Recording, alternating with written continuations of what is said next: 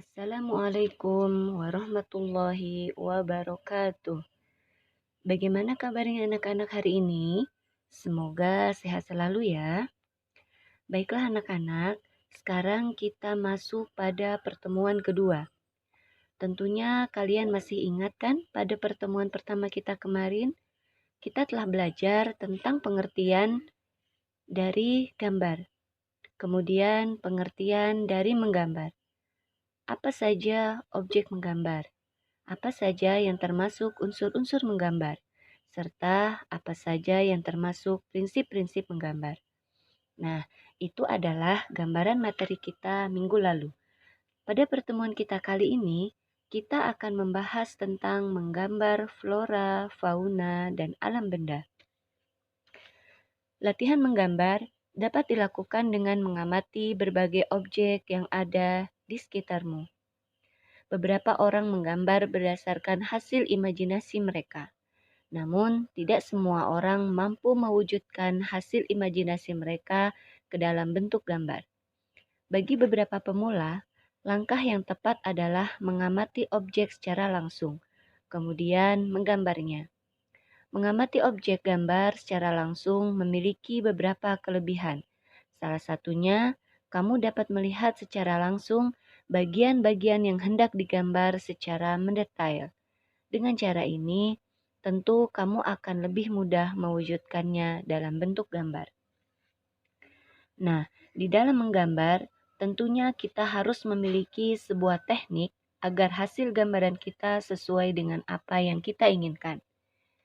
Baiklah anak-anak, kita akan masuk pada teknik menggambar. Apa itu teknik?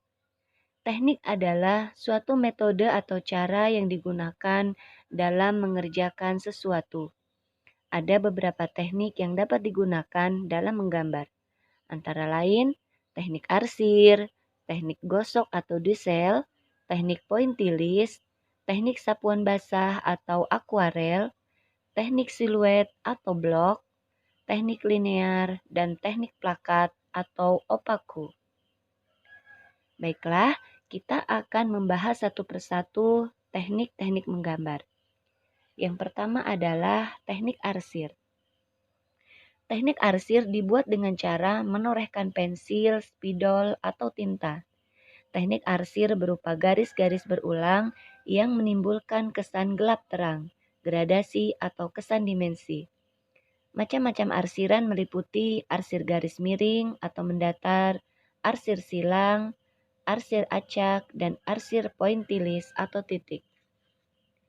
Yang kedua adalah teknik sapuan basah atau akuarel.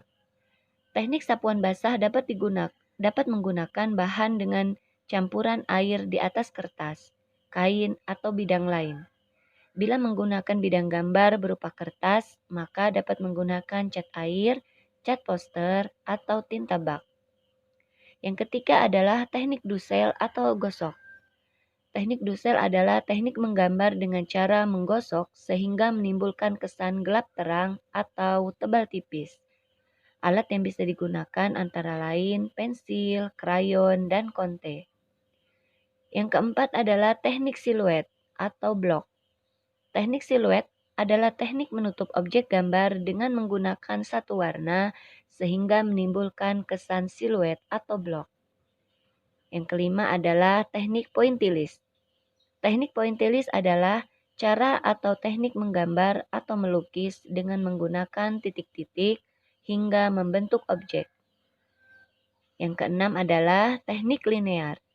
Teknik linear merupakan cara menggambar objek gambar dengan garis sebagai unsur yang paling menentukan, baik garis lurus maupun garis melengkung. Dan yang ketujuh adalah teknik plakat atau opaku.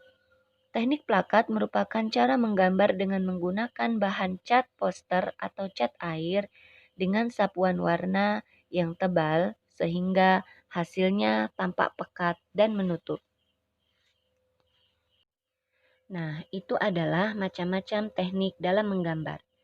Kalian nanti apabila akan menggambar boleh menggunakan salah satu teknik atau beberapa teknik dalam gambaran kalian, supaya gambaran kalian terlihat jelas menggunakan teknik tersebut. Setelah kita mengetahui teknik menggambar, kita akan membahas kembali tentang apa saja alat dan bahan dalam menggambar. Peran alat dan bahan sangat menentukan untuk menghasilkan gambar bentuk yang baik. Alat dan bahan untuk menggambar bentuk dapat dibedakan berdasarkan penggunaan medianya. Berikut alat dan bahan untuk menggambar bentuk. Yang pertama adalah media kering. Peralatan yang digunakan dalam media kering adalah yang pertama yaitu pensil. Pensil yang digunakan bisa memakai pensil kertas atau hard, misalnya pensil HB, atau bisa juga menggunakan pensil lunak, seperti pensil 2B. Kemudian alat yang kedua adalah krayon. Krayon memiliki sifat padat dan lunak sehingga cocok untuk membuat gambar blok dan gradasi atau kesan semburan warna. Yang ketiga adalah spidol. Spidol terdiri atas beragam pilihan warna sesuai untuk menggambar dengan teknik arsir atau blok. Dan yang keempat adalah konte. Konte adalah sejenis pensil dari bahan lunak berwarna hitam pekat, sering untuk membuat gambar gradasi atau benda-benda bertekstur halus. Dan yang kelima adalah drawing pen, yaitu alat menggambar yang sering digunakan untuk teknik arsir dan blok. Kemudian yang kedua adalah media basah. Media basah, peralatan yang digunakan pada media basah ini adalah yang pertama yaitu cat air. Cat air dapat digunakan menggambar dengan campuran air atau tanpa menggunakan air. Kemudian yang kedua adalah cat poster atau cat plakat. Memiliki kemiripan dengan cat air tetapi lebih padat dan lebih pekat sehingga sangat cocok untuk teknik blok. Yang ketiga adalah tinta bak. Biasa juga dinamakan tinta Cina. Terbuat dari bahan cair pekat, sangat cocok untuk menggambar teknik blok atau siluet. Yang keempat adalah cat minyak. Untuk menggambar dengan menggunakan bidang gambar berupa kain. Dan yang kelima adalah ekolin. Terbuat dari bahan cair dengan berbagai warna. Sangat cocok untuk teknik blok arsir atau gradasi warna. Nah, itu adalah alat dan bahan yang digunakan berdasarkan penggunaan medianya. Kalian nanti bisa menggunakan salah satu media untuk gambaran kalian, yaitu bisa menggunakan media kering atau bisa menggunakan pula media basah. Sehingga nanti untuk menggunakan alat dan bahannya, kalian tidak bingung dalam menentukannya. Baik anak-anak, selanjutnya adalah bagaimana sih langkah-langkah dalam menggambar flora, fauna, dan alam benda. Ada beberapa tahapan yang harus dilakukan pada saat menggambar. Yang pertama adalah mengetahui bentuk dasar dari objek yang akan digambar. Yang kedua, mengetahui bagian-bagian dari objek gambar. Yang ketiga, menyusun atau menyambung bagian per bagian menjadi gambar yang utuh. Yang keempat, memberikan dimensi gelap terang, baik hitam putih atau berwarna. Dan yang kelima adalah memberi kesan untuk latar belakang. Pertama kali menggambar, sebaiknya tidak perlu tergesa-gesa untuk memiliki kemiripan bentuk sesuai dengan objek yang digambar. Kamu harus berlatih dan sabar sampai menguasai bentuk dasar bagian-bagian dari objek yang digambar. Mulailah berlatih dari bentuk flora, fauna, dan benda buatan manusia yang paling sederhana dan bisa digambar.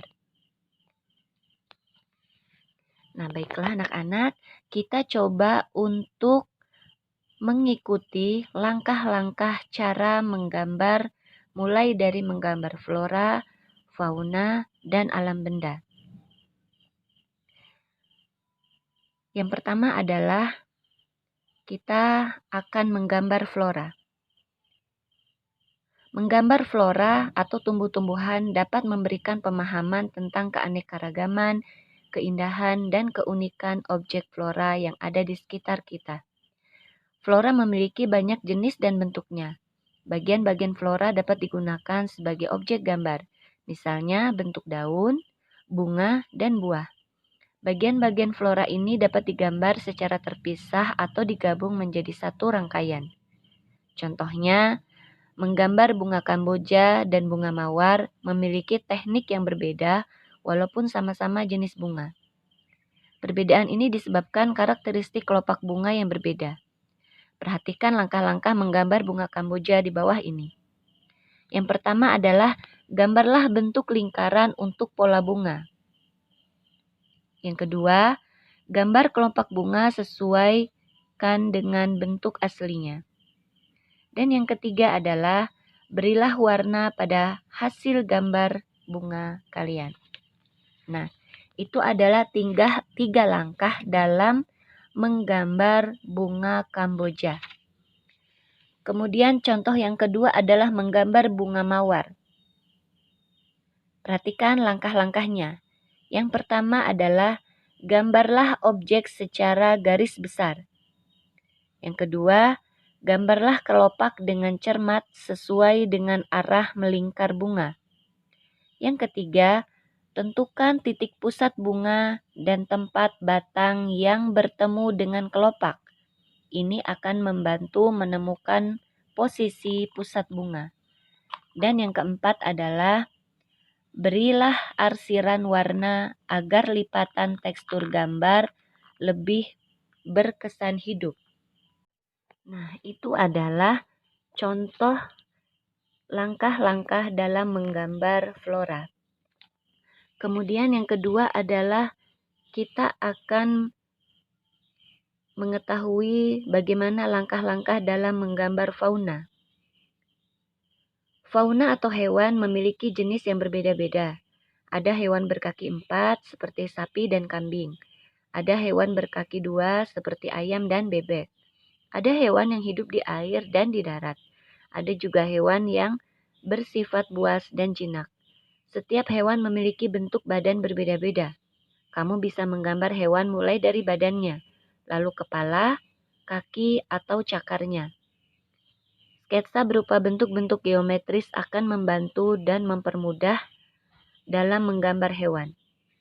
Perhatikan contoh langkah-langkah menggambar itik berikut. Yang pertama adalah buatlah gambar bentuk oval untuk badan. Yang kedua, tambahkan bentuk kerucut untuk leher, kepala, dan ekor. Dan yang ketiga adalah berilah arsiran atau warna pada gambar itik. Nah, itu adalah langkah-langkah dalam menggambar fauna. Kemudian kita masuk pada langkah-langkah dalam menggambar alam benda. Menggambar alam benda disebut juga menggambar bentuk. Alam benda dapat terdiri atas benda buatan manusia dan benda yang sudah terbentuk dari alam. Alam benda buatan manusia dapat berupa kendi, piring, mangkok, gelas, dan beraneka ragam bentuk lainnya. Baiklah anak-anak, perhatikan contoh langkah-langkah menggambar piring dan cangkir berikut. Yang pertama, gambarlah bentuk silinder atau oval. Yang kedua, buatlah setiap bagian menjadi bentuk cangkir dan piring. Yang ketiga, sempurnakan gambar dengan menggunakan arsiran atau warna. Nah, itu adalah contoh langkah-langkah dalam menggambar flora, fauna, dan alam benda. Bagaimana anak-anak? Apakah penjelasan Ibu tadi bisa dipahami? Semoga kalian paham semua ya. Selanjutnya, untuk lebih mengetahui apakah kalian sudah paham atau belum, kalian coba praktekkan membuat sebuah gambar. Bisa gambar flora, atau fauna, atau alam benda. Ikuti langkah-langkah menggambar yang sudah Ibu jelaskan tadi ya. Baiklah anak-anak, sampai di sini dulu pertemuan kita kali ini. Kita berjumpa kembali pada pertemuan berikutnya. Assalamualaikum warahmatullahi wabarakatuh.